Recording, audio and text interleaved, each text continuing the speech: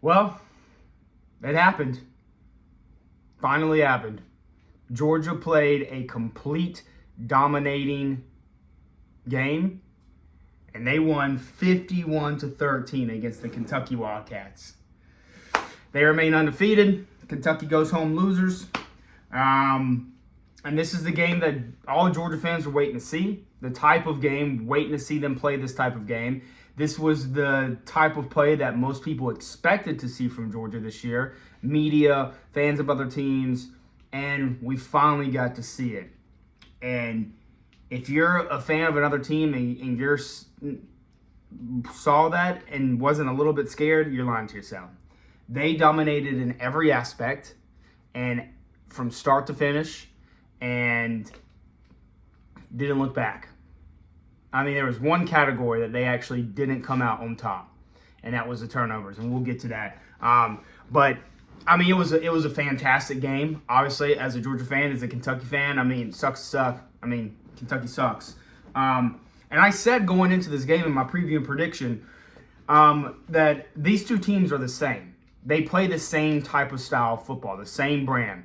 It is a hard-hitting, run down. They just want to run it north and south. You know, kind of use a little bit of the play action pass to kind of. They like to use the run to help the pass. Well, Georgia did lots of throwing, lots of passing last night. But my point is that they are the same kind of football team, basically. But Georgia is just better in every aspect. They have the better roster from top to bottom. They have the better coaching staff, the better facility. I mean, Georgia is a more complete football program than Kentucky is. And I have all the respect for Mark Stoops because he gets the best out of his players. And he just doesn't have much to work with at Kentucky. I mean, he is a really good coach. But nonetheless, Georgia clearly the better team, dominating in every fashion, every facet of the game. And it got ugly quick. Now, I did not take Georgia to cover in my preview and prediction. And the reason why is because they were before this game, they were 0-5 against the spread. And the Auburn game, I expected them to cover. The South Carolina game, I expected them to cover. I mean, so it's just, and they just did it. So I said that I'm not going to take them to cover the spread until they prove. And well, they proved they could cover the spread. And so I didn't take them to cover in my preview and prediction. But I did say that if Georgia could come out and start quick from the very get-go and not make the simple mistakes, that this game could get ugly and get ugly fast. And boy, did it do that. Georgia came out, I think, on its first 5 possessions, which I think were all in the first half. They went touchdown, touchdown, touchdown, field goal. And I believe their 5th one was a touchdown, or maybe it was another field goal. But the point is they went 3 for 3 on touchdowns on their first 3 drives. I mean, they got up 21-0 quick. And Kentucky couldn't stop Georgia on offense. They just couldn't. And any time Kentucky got a stop on the Georgia offense, they shot themselves in the foot with penalties. They killed themselves with penalties. Now, this game wasn't like this because Kentucky shot themselves in the foot. That just added to it. That was like the icing on the cake. And I said in my preview prediction that Kentucky's averaging about 7 penalties a game. I said you cannot come into Athens playing a Georgia team committing that many penalties and expecting to win. I said that. And I think they committed more than 7. I think they committed like 7 in the first half. They had a lot of penalties. I mean, that was an emotional wreck of a team, Kentucky. And number 0 on that defensive line for whoever he was, that kid's a punk. He's a straight up punk. I mean, just the dirty hit after dirty hit, and just the flat out like acting like a baby. Like, bro, you're losing. Yeah, it sucks to lose, but like, if you want, like, control your emotion and win on the field. But I'm already going too long before I even get in these stats. First downs, Georgia had 34 first downs in this game to Kentucky's 12. 34 first downs. That is an insane amount in a single game. Just pure domination. Georgia did whatever they wanted, whenever they wanted, and Kentucky just really didn't have an answer for them. Rushing yards for Georgia, 173. Kentucky only had 55. So all that talk all week long, Ray Davis is going to run on Georgia. Ray Davis this, Ray Davis that. Their entire team had 55 rushing yards. So, whatever. One rushing touchdown for Georgia, none for Kentucky. And on here, I just have the attempts made. Georgia had 31 running attempts to Kentucky's 24. Passing yards. Carson Beck was dynamite, electric. He was lethal. He looked good. And Carson Beck is starting to look really deadly for this Georgia offense. He is getting confidence. Him and his receivers are starting to connect. Their timing is getting a lot better. It looks like he is now, the way he's played this game, the way he played in the second half against Auburn, he is starting to look like an actual fourth-year quarterback. He was 28 of 35 and 1 interception. He had an 80% completion rating, somewhere around 80% completion rating on the game last night. 389 yards. He threw for almost 400 yards. Georgia's entirety for passing yards was 435. His longest was a 49-yarder, and he had 4 passing touchdowns. So Carson Beck went 389 yards for 4 touchdowns and an 80% completion rating, my bad. That's amazing numbers. Like I said, our total passing yards was 435 because in the fourth quarter, we did put Brock Vandagriff in. He went 5 of 7, no interceptions for 46 yards, and he also had 1 passing touchdown. So Georgia lethal through the air. They didn't run the ball I'm not going to say as well as they thought, because they were averaging 5.6 yards on the ground, which is still really good. I just don't think we had to. We didn't really have to run the ball that much. I mean, our passing, Carson Beck did it all through the Air Force. So, like, if that's working, why switch it up? We sprinkled in the run so often. I mean, we had 42 attempts on passing compared to our 31 attempts running the ball. So we actually might have had more passing attempts. But the point is like, we ran for 173 yards. I did kind of expect that number to be a little bit higher, but we didn't need to, because Georgia was just passing over the yard like it's just what they do. And Kentucky, I mean, I told you, Devin Leary. I said that if you're coming into this game and with a quarterback that is not good at passing the ball, Devin Leary is just not. I don't know what, he's just not a good quarterback. You got to be, at this point, you got to be honest with yourself and take what you've seen through 6 games. He's not that good. And so when they rely so heavily on that run game, and you're going up against a team in Georgia that on defense, they can take away your run game, you're not just going to run the ball on Georgia for 4 full quarters. You're not. If they can take away that run game, you're in trouble. And we saw it here. I mean, Devin Leary was 10 of 26. Not even 50%. I mean, that's what, like 40-something percent completion rating? That's terrible. Now he did have 2 passing touchdowns, which is where the 13 points comes from. But he passed for a total of 128 yards only. I mean, I guess his average completion was 12.8, which is not bad. But the point is just nothing through the air, nothing on the ground. Their total offensive yards for the day was 183 compared to Georgia's 608. Georgia had 608 total yards in this game to Kentucky's 183. That right there says it all. I mean, Ray Davis couldn't do anything. He had 15 attempts for, I think I have here, 59 yards, something like that. Averaging 3.9 yards a run. Abysmal. Straight trash. I told you, you cannot run the ball on Georgia. And you definitely can't do it for 4 full quarters, and that be the reason why you're winning. You just can't. I mean, 3.9 yards a carry it's ridiculous.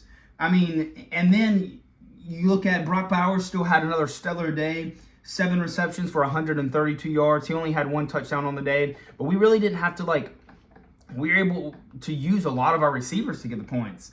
Rosemary Jack Saint, 4 receptions, 99 yards for 1 touchdown. Ladd McConkey, I think he's still kind of working over that back injury, getting back, but I mean, he still showed up a little. He had 1 reception for 11 yards, so we didn't even really target him that much. Didn't need to. I mean, we did not need to. And then running backs looked really good again. Daijun Edwards, I put 9 attempts for 54 yards. I think he had more than that, but maybe that's around there. And then Kendall Milton back again. He had 1 rushing touchdowns, 8 attempts for 47 yards. And like I said, I already went over Brock Vandergrip's number. He was 5 of 7, 46 yards for 1 touchdown. But the point is, this is was a pure domination from every aspect of the game.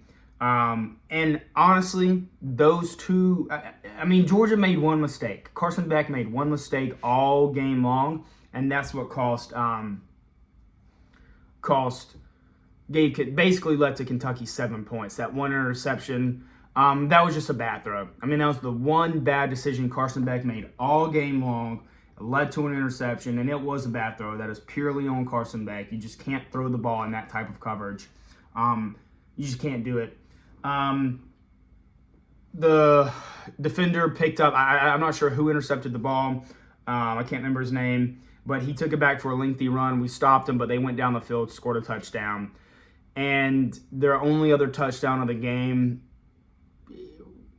this is a joke. This is so absurd to me. And I don't want to get on here and bitch about the refs because everyone bitches about the refs, but I guess I am going to bitch about the refs. How is that roughing the passer call? Please tell me. Now, it doesn't matter. Georgia whooped Kentucky's ass. But how is that a roughing the passer call? He didn't make contact up high, so he didn't hit him in the head. He didn't have late contact. He literally made contact with the quarterback as he was releasing the ball. And the funniest thing is that the quarterback didn't even fall down. Now, I get it, you don't actually have to bring the quarterback to the ground for it to be considered that. But what part of that contact, that incident, is considered roughing the passer? Because we're starting to get to a point to where it's basically going to become two-hand touch on the quarterback at all times, unless maybe he decides to run the ball. It's going to be like if the quarterback is in the backfield, you're not allowed to hit him. You can only two-hand touch him. That's what it looks like it's coming towards.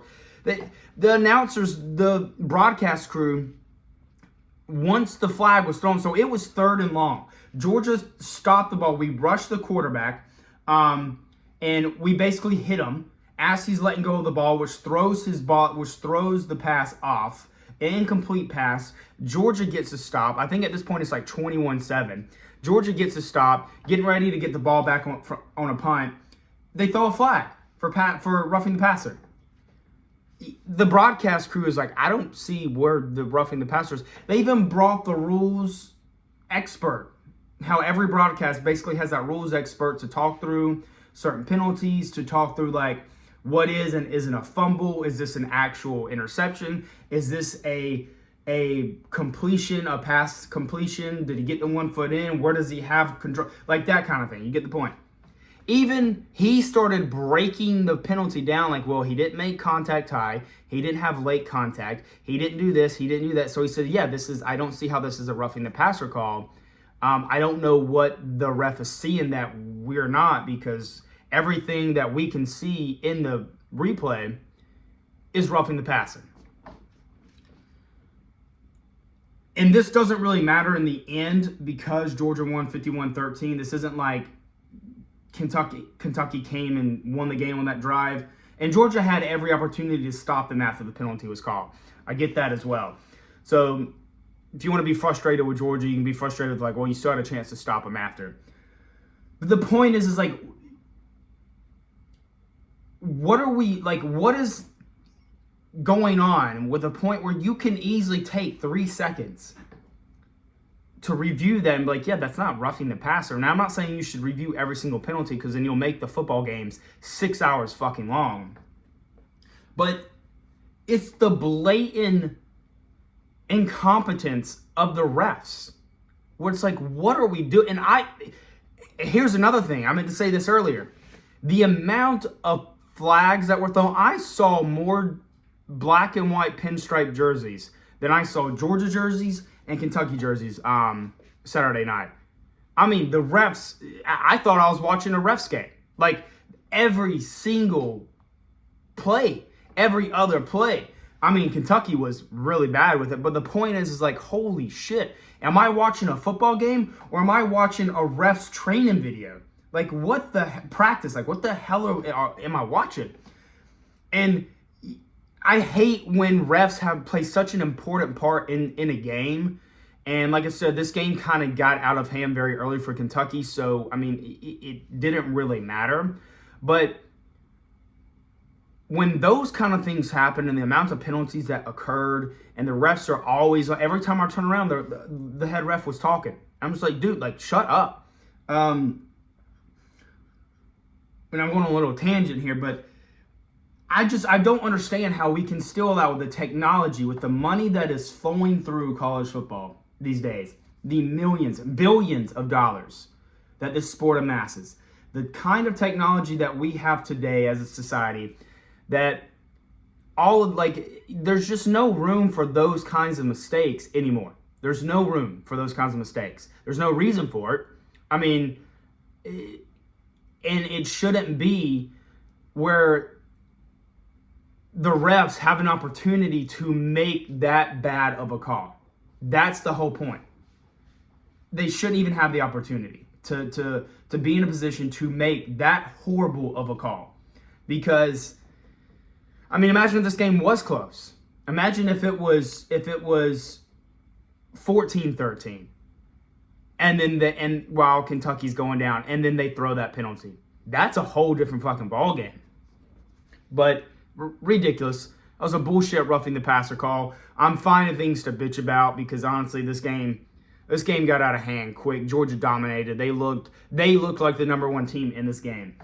Like I said, they won 51-13, send Kentucky home packing with their first of many losses yet to come. Kentucky will finish 9-3. I mean, 8-4.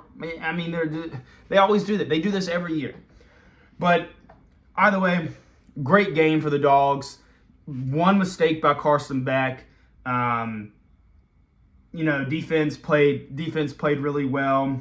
I mean, they held Kentucky's offense to 183 total yards for the day. You can't get much better than that. Still want to see more goal line stands in the red zone for that Georgia defense. I found in a lot of teams once they get in the red zone, they're scoring touchdowns. Georgia's defense isn't really holding them to a lot of field goals. I want to see that better. So if Georgia can do that on defense and play the way they did on offense this game, no one's going to stop them. So hell of a game. Like I said, if Georgia plays this way throughout the rest of the year, they have a very good opportunity to three-peat. Other than that, fuck you, Kentucky. First of many losses. Over and out.